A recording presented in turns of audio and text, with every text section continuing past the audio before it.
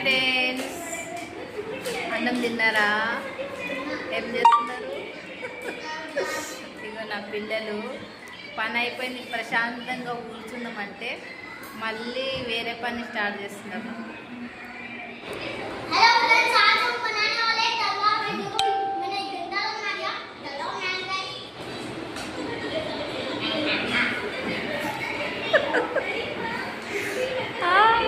ఇంట్లో పని ఎప్పుడు అసలు కథమే కాదు, అసలు నిజంగా చెప్పాలంటే.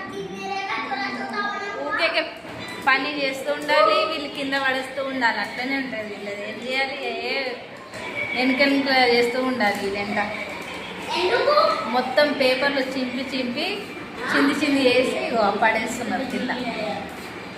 మళ్ళీ వేరేదేమైనా ఆలోచిస్తే అక్కడ వెళ్ళిపోతారు, ఇది అట్లనే వదిలేస్తారు. ఇది నేను సాఫ్ చేయాలి.